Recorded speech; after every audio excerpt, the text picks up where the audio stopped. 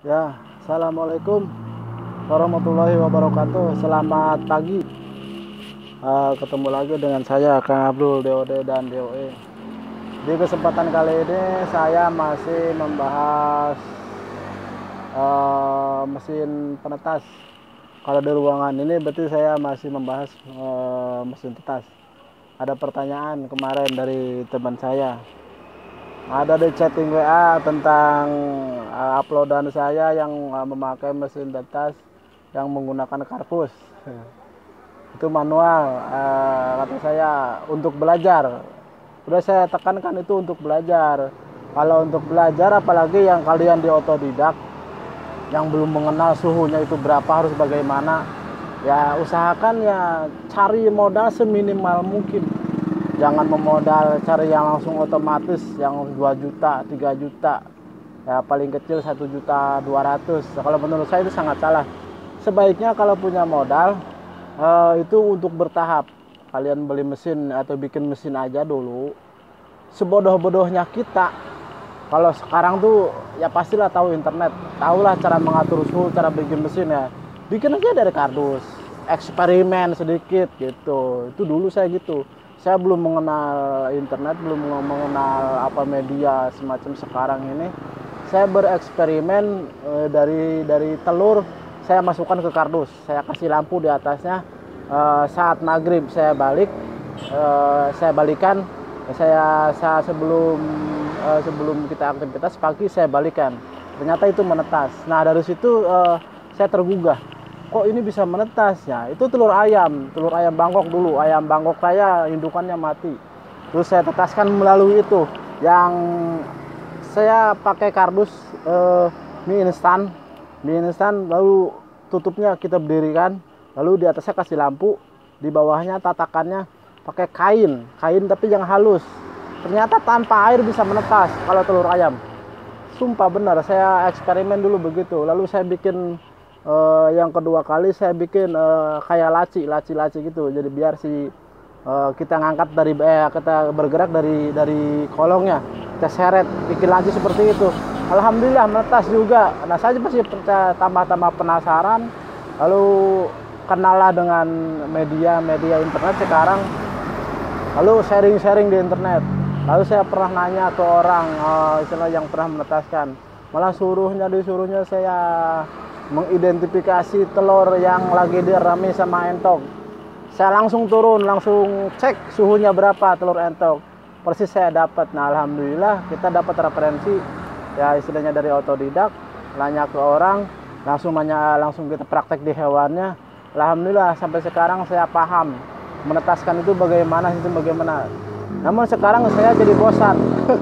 Makanya saya mau berbagi itu kepada rekan-rekan yang mau terjun di bidang penetasan. Ya silahkan ikuti.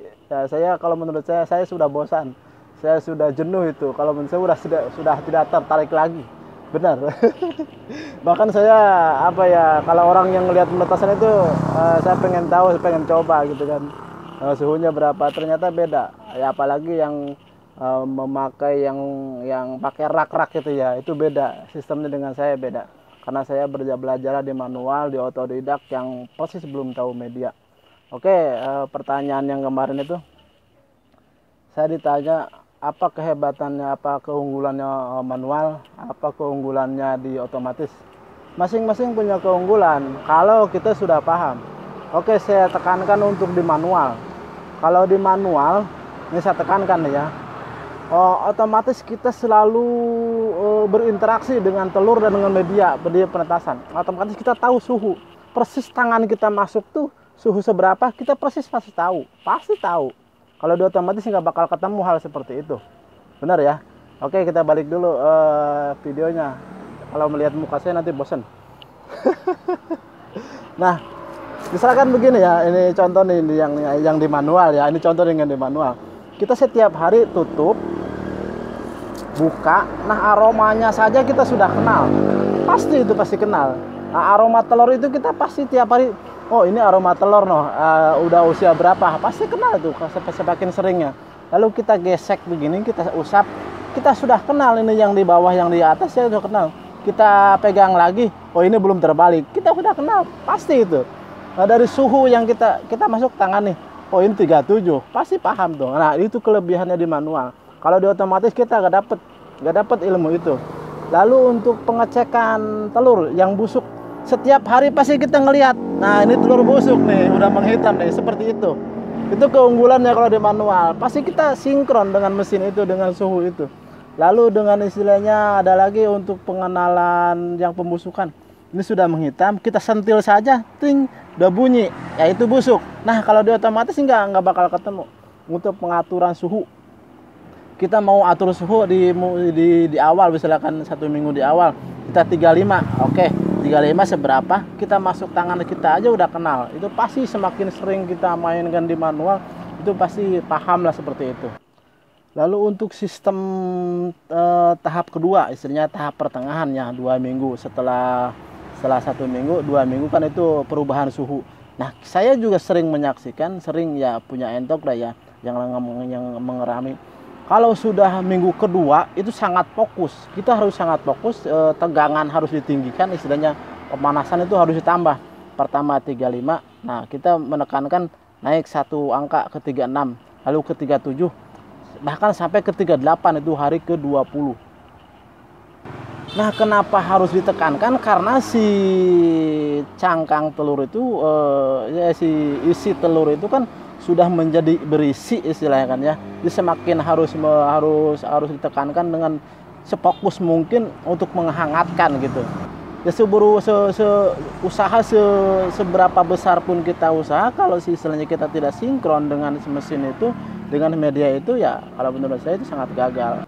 Nah di usia setelah 23 hari, 24 hari, kita harus memberikan apa ya, penguapan istilahnya, kelembaban. Ya kalau di otomatis itu sistem itu tidak ada, karena menggunakan mesin ketik. Nah itu bedanya di situ. Kalau kita bisa mengoperasikan mesin itu, otomatis mesin itu akan berubah. Nah kegagalan di pemula yang langsung punya otomatis itu, ya di situ kegagalannya, tidak mengoperasikan mesin dengan secara baik dan benar. Nah kalau yang istilahnya yang pemula yang belajar di manual, kalau menurut saya 2-3 kali lah pasti sudah istilahnya udah saya anggap jadi senior lah, pasti bisa, bener, serius. Nah beda dengan orang yang pemula langsung beli mesin otomatis, ya otomatis kan dia tidak paham dengan apa adanya telur itu ya.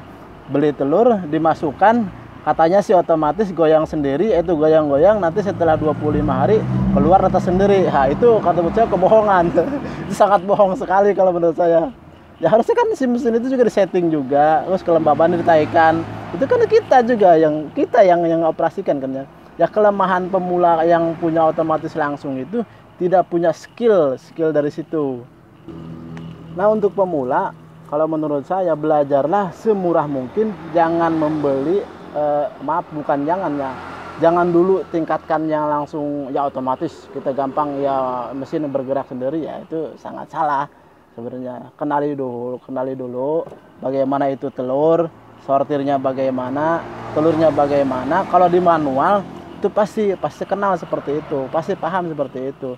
Beli telurnya bagaimana, caranya bagaimana, setelah dimasukkan usia segini, usia segitu, nah itu pasti kenal. Kalau di otomatis enggak, mentang-mentang otomatis dimasukkan telur, digoyang-goyang, kita cek ini udah 10 hari, kecek lagi ini 20 hari, ya ternyata di dalamnya kita nggak disetting atau nggak dimaksimalkan ya, karena kita tidak bisa mengoperasikan mesin itu.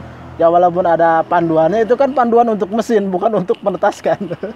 Itu ya kesalahannya ya rata-rata ya. Nah kelemahan yang pemula beli di manual tuh, beli di punya langsung otomatis tuh, itu banyak, sering banget yang komplain ke saya, Kang, saya punya mesin beli 3 juta satu perangkat itu, tapi nggak bisa menetaskan.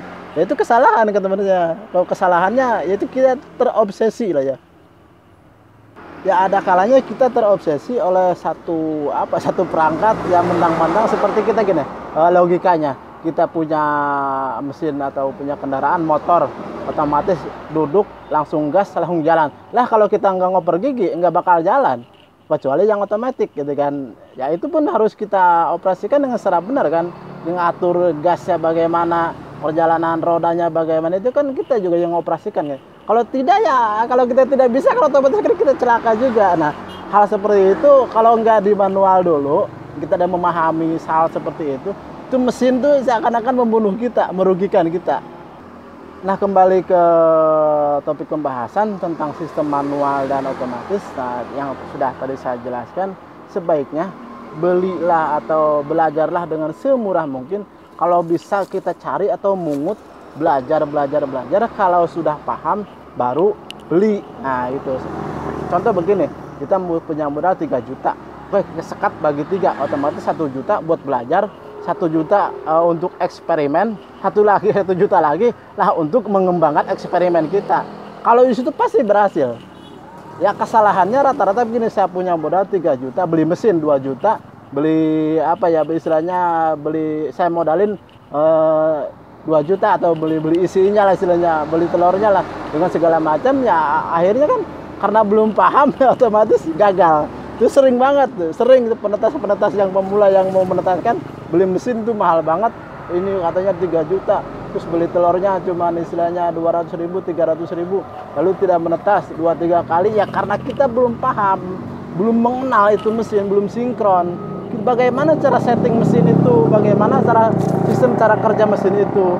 Sering banget saya banyak lah ya yang sering gitu, yang apalagi yang suka kenal yang sudah kenal sama saya, ya ada komplain semacam itu.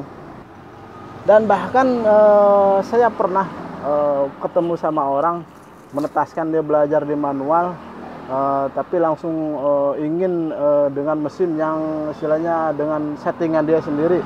Kata saya, belajar dulu, kalau nggak belajar dulu nggak bakal dapet. Sumpah, kata saya, belajar dulu. Kalau bisa cari orang yang sudah paham tentang mesin tetas, suhu dari awal masuk berapa.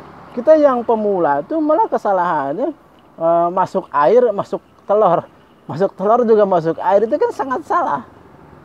Lalu setelah masuk air, masuk telur, istilahnya ngasih air itu sebanyak mungkin, sebanyak-banyaknya, masuk telur, setting suhu langsung 37, itu kan salah sebenarnya. Langsung dibolak-balik, ternyata telur itu semua busuk. Yang sudah fertil pun pasti terjadi putus urat gitu. Nah, bagaimana cara mengakali itu? Makanya kita belajar dulu.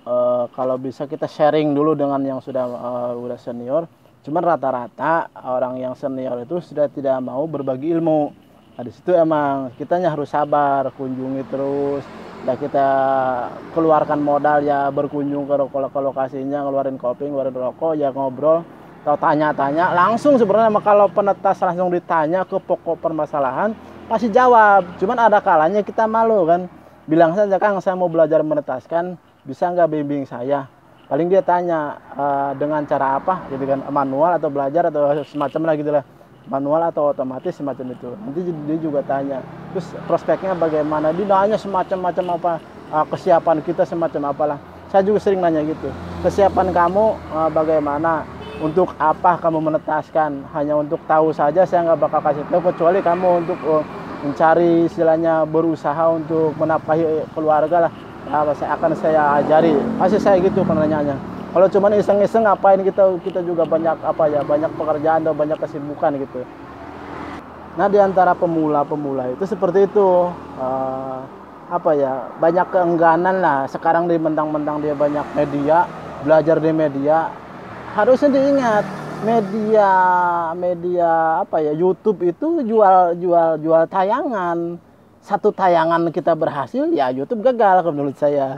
Ya pasti kan 2-3 tayangan, semakin kita dilihat tayangan kita, semakin dilihat tayangan itu, ya YouTube semakin lancar, semakin laku kan, orang juga kan jadi nambah tenarnya. Itu kan kesalahannya orang yang belajar di YouTube. Seharusnya ikuti, jadi subscriber lah istilahnya ya, ikuti perjalanan dia otomatis dari awal setting dari sampai akhir, berarti finish. Nah, rata-rata kesalahan yang pemula belajar di YouTube itu, di online ya, di istilahnya di internet, terlalu ngacak gitu ya. Kita setting lampu oke, belajar setting lampu, setting suhu oke, jadi ngacak gitu, nggak mengikuti orang, nggak satu arah gitu. Harusnya ngikuti satu arah, orang itu yang belajar, yang memberikan arahan ya ikuti harusnya. Nanti minggu ke depan dia akan setting ini. Jadi kita tanyakan. Harusnya kan sharingnya seperti itu ya. Nah mungkin itu saja informasi sedikit karena saya dapat pertanyaan yang kemarin itu keunggulan manual dan keunggulan otomatis. Ya emang kalau kita sudah kenal di manual ya baiknya langsung ke otomatis, atau apalagi kita punya modal, kita punya ternak ya langsung otomatis. Nanti kan kita bisa ngatur suhu, bahkan kita ngecek suhu, oh ini kemarin saya di manualnya 37 seperti ini, itu pasti paham.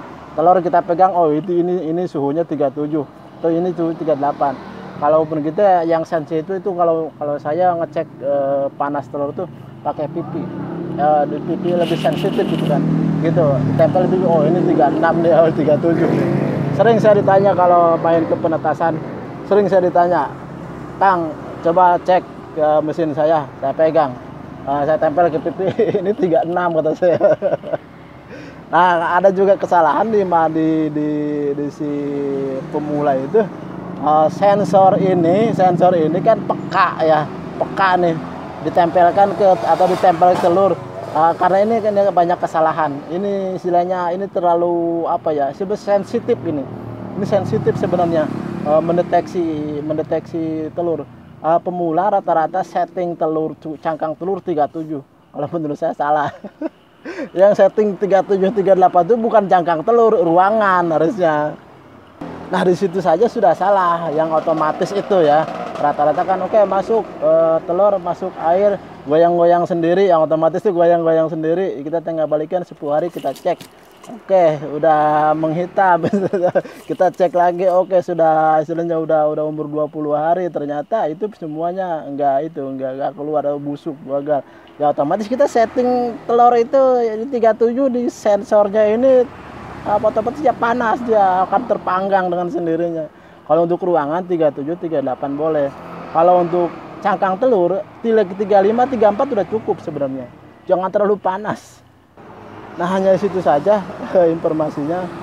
Saya nggak panjang lebar lah ya, karena istilahnya mungkin bosan juga. Silahkan yang mau belajar di manual atau komen, ya saya juga butuh dukungan.